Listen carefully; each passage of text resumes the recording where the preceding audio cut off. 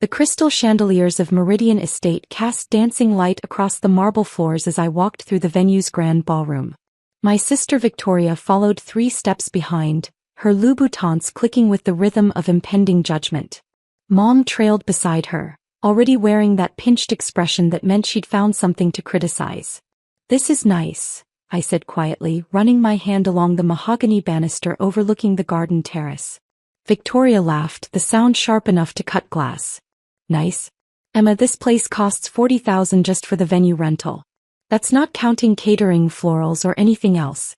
You work at that little nonprofit downtown. Let's be realistic about your budget." "I'm just looking," I replied, keeping my voice steady. The wedding planner, Christine, appeared with a bright smile and a leather portfolio. "Miss Emma. So wonderful to see you again. I've prepared the premium package details you requested. The terrace ceremony, the vintage wine collection for cocktail hour, and of course, exclusive access to the private bridal suite for the entire weekend." Mom's eyes widened. "Weekend? Emma, honey, this is completely out of your league. You make what, $35,000 a year? This venue alone probably costs more than your annual salary." I nodded. "You're probably right, Mom." Victoria circled the room like a shark who'd scented blood. "You know what? This is actually perfect for my engagement party. Derek and I have been looking for something impressive to announce our wedding. Christine, is this available 3 months from now? October 15th. Christine's smile faltered slightly. "Well, I'd need to check with—" "We can afford it," Victoria interrupted, pulling out her black Amex. "Unlike some people, Derek's hedge fund bonus alone could buy this entire estate. Put down a deposit. 50,000, is that enough to secure it?" "Victoria, that's Emma's appointment," Mom said, though her tone carried no real conviction. "Maybe we should." "Mom, please. We both know Emma's just window shopping. She does this all the time, pretending she can afford things to make herself feel better about her sad little life. Remember when she toured those penthouses last year? Or when she test drove that Tesla? It's embarrassing." I felt the familiar tightness in my chest but kept my expression neutral. "It's fine. If Victoria wants the venue, she should take it." Christine looked between us, clearly uncomfortable. "Perhaps we should discuss this separately. Emma, you had mentioned wanting the December date for your own event, and—" "December." Victoria laughed again. "She doesn't even have a boyfriend, Mom. She's literally planning a wedding for an imaginary relationship. This is worse than I thought." Mom touched Victoria's arm but not to stop her. "Victoria has a point, Emma. You've always been imaginative. Maybe you should focus on finding someone first before you start booking venues you can't afford." "I understand," I said quietly. Christine's phone buzzed.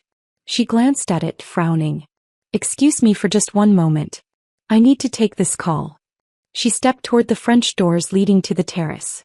Victoria immediately began circling the ballroom again, her phone out, taking photos. "Derek is going to die when he sees this. The marble floors alone are incredible. And that chandelier? It's definitely baccarat crystal. Probably worth more than Emma's car." "When's Derek proposing?" Mom asked, her voice warm in a way it never was when she spoke to me. "Next month in Paris. He's taking me to Le Jules Verne, the restaurant in the Eiffel Tower. He's already had a custom Tiffany ring designed. 3 carats, platinum setting, flawless diamond." Victoria shot me a glance. "Some of us don't have to pretend about our lives." I walked to the window, looking out at the manicured gardens. The estate stretched across 12 acres with reflecting pools, a rose garden, and a view of the city skyline in the distance. I'd purchased it 4 years ago through my holding company, back when property values in this area were depressed. The renovations alone had cost $7 million. "Earth to Emma," Victoria called. "Did you hear me? I asked what you actually do at that nonprofit. You're like a receptionist or something." "I work in acquisitions," I said. "Acquisitions?" Victoria smirked. "That's a fancy word for filing papers. Mom, she works at a nonprofit. They barely make any money. She's probably answering phones and pretending it's important." Mom sighed. "Emma, honey, there's no shame in being realistic about your situation. Victoria worked hard to get where she is. Senior associate at a law firm, engaged to a successful man. Maybe if you'd focused more on your career instead of all this dreaming, you'd be in a better position." "You're right," I said. The truth was more complicated. The little nonprofit was the Westmore Foundation, an organization I'd founded after my software company went public 6 years ago. I'd sold it to a tech conglomerate for $840 million when I was 27. The nonprofit now managed $200 million in assets, funding arts programs, housing initiatives, and education projects across 3 states. I drew a modest salary because I didn't need the money. My investment portfolio generated enough passive income to fund several lifetimes of luxury. But I'd learned early that telling my family about money only made things worse. Victoria's resentment had started in childhood, when I'd gotten into MIT and she'd gone to state school. It had intensified when I'd started my company and peaked when I'd sold it. After one disastrous Thanksgiving where I'd mentioned the sale, Victoria had spent months posting on social media about how some people get lucky, while real success takes hard work. Mom had sided with her, suggesting I was showing off by mentioning my achievements. So I'd stopped mentioning them. I worked at my foundation using my middle name, lived in a modest apartment as far as my family knew, and let them believe whatever narrative made them comfortable. Victoria was now on a phone call, presumably with Derek. "Babe, you have to see this place. It's absolutely perfect. Marble everything, crystal chandeliers, the works. I'm putting down a deposit right now. Yes, $50,000. I know, but it's worth it for the impression we'll make. Everyone who matters will be there." Christine returned, her expression troubled. She held her tablet close to her chest. "Victoria, I need to speak with you about the deposit. Is 50 not enough?" Victoria didn't look up from her phone. "Fine, make it 75. I want this place locked down." "It's not about the amount," Christine said carefully. "There's been a complication with your booking." That got Victoria's attention. "Complication? I'm offering you $75,000 right now. What kind of complication could there possibly be?" Christine glanced at me, then back to Victoria. "I've just been informed by the property owner that your deposit cannot be accepted." The room went silent except for the ticking of the antique clock on the mantel. "Excuse me." Victoria's voice dropped to that dangerous tone she used right before explosions. "Cannot be accepted? Do you know who my fiancé is? Derek Morrison manages over $2 billion in assets. We're not some nobody couple looking for a bargain venue." "I understand, but the owner has specifically—" "Get your manager," Victoria snapped. "Better yet, get the owner on the phone. This is ridiculous. Are you seriously turning away $75,000? Mom stepped forward, her lawyer voice activating. "There must be some mistake. My daughter is offering more than your deposit requirement. On what grounds are you refusing?" Christine's composure cracked slightly. "Mrs. Hartwell, I don't have all the details. I just received a call from the property management company stating that Victoria's booking cannot proceed." "This is discrimination," Victoria said, her voice rising. "That's what this is. We'll sue." "Mom, this is literally your specialty. They can't refuse service without cause." "She's right," Mom agreed. "Christine, you need to provide a legitimate reason for this refusal, or we'll be filing a complaint with the state licensing board." I remained by the window watching a gardener tend to the rose bushes below. Victoria whirled on me. "This is your fault somehow, isn't it? Did you call them? Did you sabotage my booking because you're jealous?" "I haven't made any calls," I said truthfully. "Then what?" Victoria's phone rang. She glanced at it, frowned, and answered. "Hello? Yes, this is Victoria Hartwell. What? No, there must be some mistake. I'm at the venue right now trying to book it. What do you mean cancelled?" Her face went from confused to pale to bright red in the span of seconds. "High spa day," she said slowly. "At Azure? Tomorrow? But I booked that months ago. You're refunding me? Why? I don't understand. The owner? What about the owner?" Christine's phone rang simultaneously. She stepped away, answering in hushed tones. Mom's phone buzzed with a text. She looked at it and frowned. "That's odd.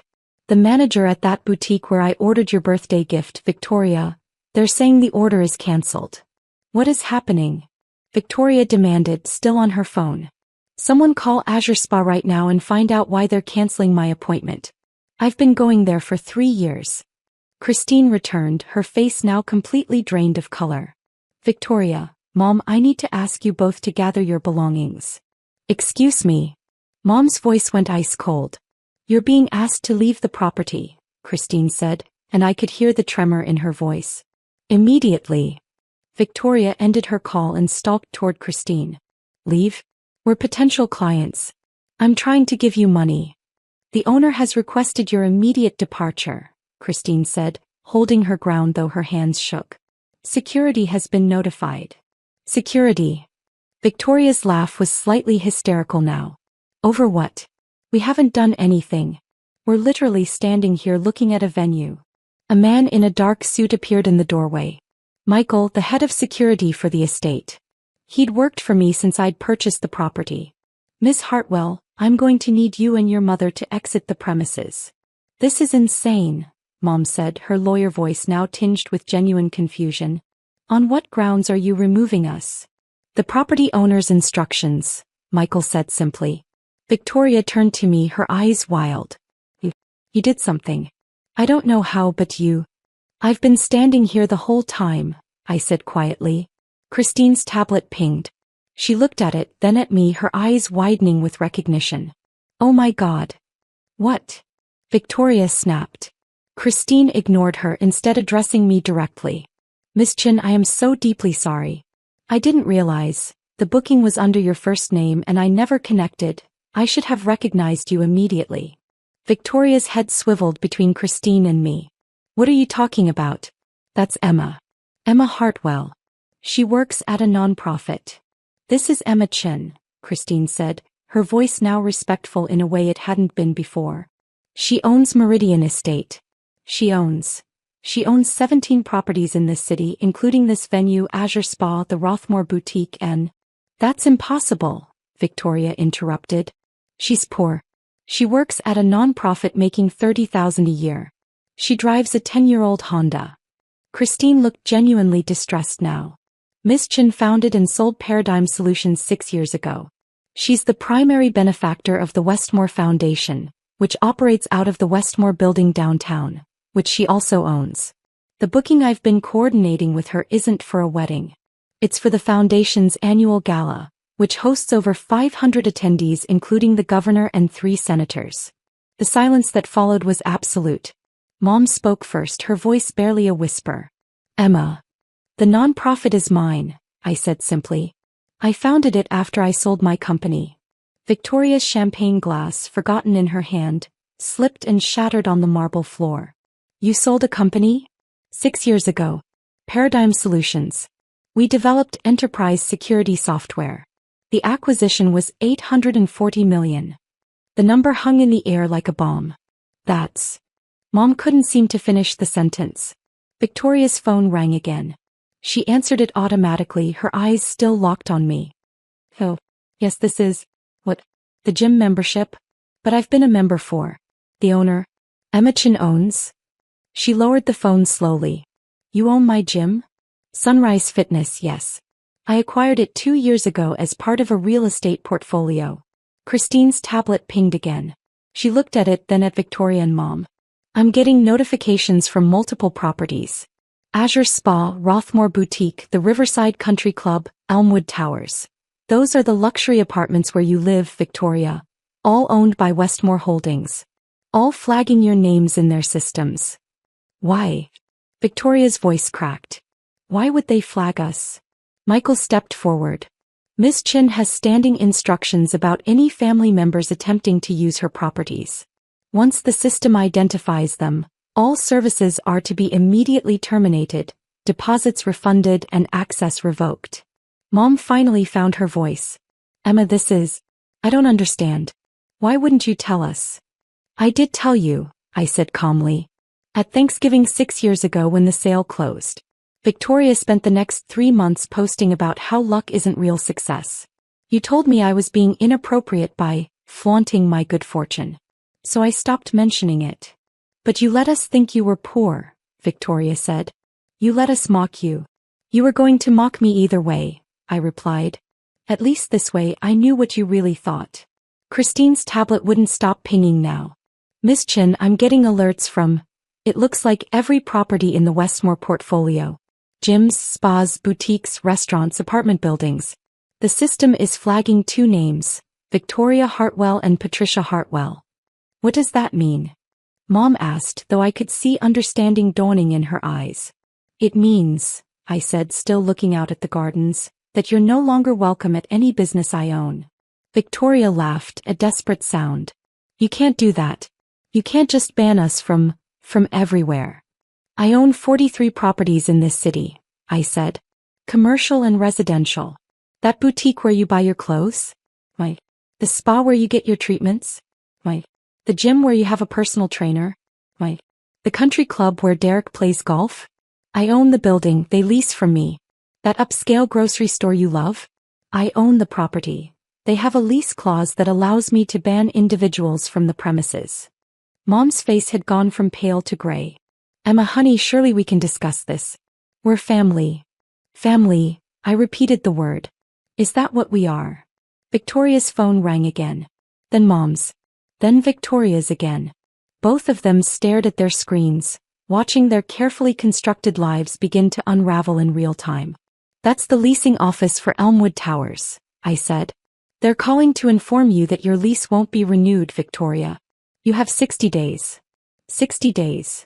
Victoria's voice went shrill. That's not enough time to find a comparable apartment. You'll have to look outside my portfolio. That eliminates about 40% of the luxury buildings in the downtown area. I finally turned from the window to face them. Your gym membership has been terminated. Your spa packages are cancelled. The boutique has closed your account. The country club is revoking Derek's guest privileges. Mom's hands shook as she tried to silence her ringing phone. Emma, please.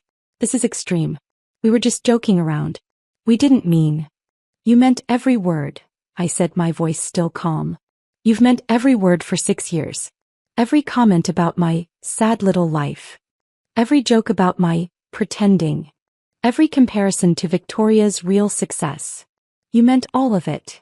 Christine stood frozen, her tablet clutched to her chest, clearly wishing she were anywhere else. Victoria's bravado cracked. Hey, fine. We were harsh. Sometimes family dynamics get complicated, but you can't destroy our lives over some comments. I'm not destroying anything, I said. I'm simply choosing not to subsidize people who mock me. You'll still have access to plenty of gyms, spas, and boutiques. Just not the ones I own. Derek's firm does business with half the properties you own. Victoria said desperately. If you ban me, it'll humiliate him.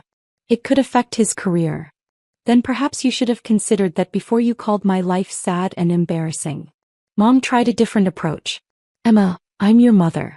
We've had our differences, but surely blood is thicker than 6 years of contempt? I asked. Then a lifetime of comparing me unfavorably to Victoria?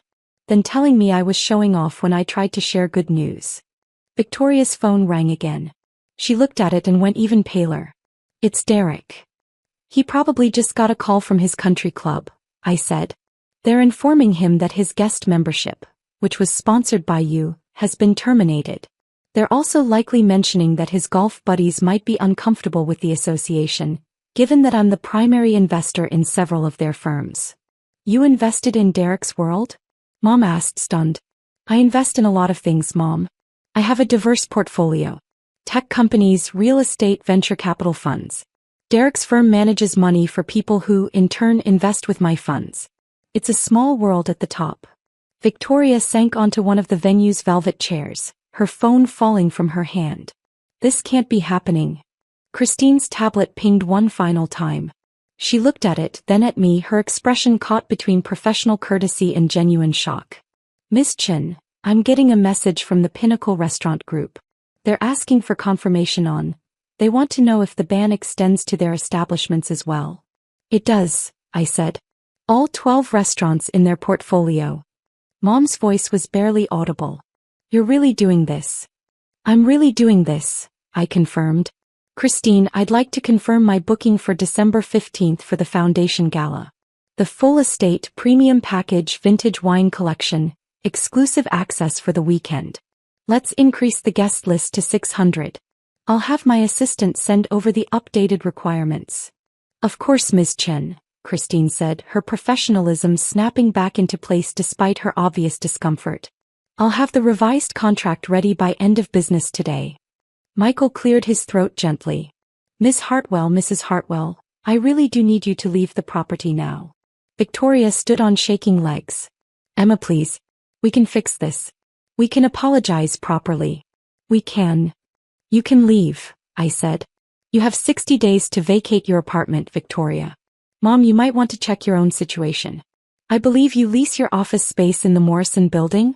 That's one of mine too. Your lease is up for renewal next month. Mom's face went completely white. Victoria tried one last time as Michael escorted them toward the door. We're sisters. You can't just cut me off like this. I'm not cutting you off, I said, walking them to the entrance. You'll still see me at family events if you want. You'll just have to find your own gyms, spas, apartments, and country clubs. There are plenty of options outside my portfolio. Mom stopped at the doorway, turning to face me. What about Thanksgiving? Christmas? I'll be at Grandma's for both, same as always, I said. You're welcome to come. I'll be polite. I'll be civil. I'll be exactly as kind to you as you've been to me. The implications of that statement hung heavy in the air. Michael held the door open, waiting. Victoria's phone rang again. Then Mom's. Then Victoria's once more. Those will be various businesses confirming your bans, I said. It's going to be a long afternoon for both of you. Christine, thank you for your patience. I'll have my assistant coordinate with you on the gala details. It's my pleasure, Ms. Chen, Christine said, her voice now carrying genuine warmth alongside the professional courtesy. We're honored to host the Westmore Foundation's event. As Michael escorted my mother and sister out, their phones ringing in a continuous symphony of consequences, I turned back to the ballroom. The chandeliers still cast their dancing light across the marble floors. The gardens beyond the windows still stretched out in manicured perfection. Everything was exactly as it should be. Christine approached cautiously. Miss Chen, I have to apologize again. If I had realized sooner who you were. You treated me with respect, I interrupted gently. You listened to my requests, answered my questions professionally, and only got confused when Victoria tried to override my booking. You did nothing wrong. She exhaled in relief. Thank you. That's very generous. My phone buzzed with a text from my property management team. System has flagged and processed all V. Hartwell and P. Hartwell accounts across portfolio. All services terminated, all deposits refunded, all future bookings blocked. Legal standing by for potential pushback. Awaiting further instructions. I typed back. Maintain current protocols. No exceptions. Flag any attempts to book under alternate names or through third parties. Through the window I could see Victoria and Mom in the parking lot. Victoria was gesticulating wildly while on the phone, probably with Derek. Mom stood apart, staring at her own phone with the expression of someone watching their world rearrange itself in real time. Christine cleared her throat. Would you like to continue the venue tour? There's the wine cellar you mentioned wanting to see and the upstairs bridal suite.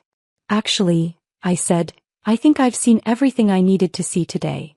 As I drove away from Meridian Estate 20 minutes later, my phone continued buzzing with notifications. My property management team was efficient. Within hours, every business in my portfolio had been updated. Victoria and Mom would spend the rest of their day receiving calls, emails, and notifications as their access to the infrastructure of luxury they'd taken for granted evaporated. Derek called me twice. I didn't answer. He'd figure it out eventually. By the time I reached home, my actual home, the penthouse Victoria had once toured and mocked me for pretending to afford, which I'd purchased with cash 3 years ago, the full scope of the consequences was becoming clear. My phone rang. Grandma. Emma dear, she said when I answered. I just got the most interesting call from your mother. I imagine you did. She seems to think you own half the city. Not half. About 12% of the commercial real estate downtown, and another 15% through various investment vehicles. Grandma laughed, the sound warm and delighted. And here I thought you were doing well with that little software company you sold. Honey, why didn't you tell me? I did tell you, Grandma. 6 years ago at Thanksgiving. I know, dear. I meant why didn't you tell me about Victoria and your mother being awful about it? Would you have believed me? There was a pause. No, she admitted. Victoria's always been my golden child's golden child. I suppose I was blind to it. Your mother called me crying saying you're destroying Victoria's life. Care to give me your side? I gave her the abbreviated version. When I finished, Grandma sighed. You know what the worst part is? She said. I'm not even surprised. Victoria's been jealous of you since you were children. Your mother always handled it by making you smaller instead of helping Victoria grow. I should have said something years ago. It's not your fault, Grandma. Maybe not. But I'm still sorry you felt you had to hide your success from your own family. She paused. For what it's worth, I'm proud of you. Not just for the business success but for handling this with grace. You didn't yell, you didn't gloat, you just removed yourself from an unhealthy situation. Thank you, I said and felt tears prick my eyes for the first time that day. Now, Grandma said, her tone brightening, about this foundation gala in December. Am I invited? You're the guest of honor if you want to be. Excellent. I'll need a new dress.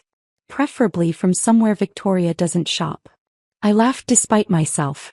After we hung up, I stood at my penthouse windows looking out over the city. Somewhere out there, Victoria was probably still making phone calls, trying to understand how her poor, unsuccessful sister had built an empire she'd never even noticed. Mom was likely strategizing, trying to figure out if there was a legal angle, some way to force me to restore their access. There wasn't. My phone buzzed again. A text from an unknown number. This is Derek Morrison. We need to talk about Victoria. I deleted it without responding. Another text, this one from Victoria herself. Please. I'm sorry. Can we just talk? I looked at it for a long moment, then set my phone face down on the counter.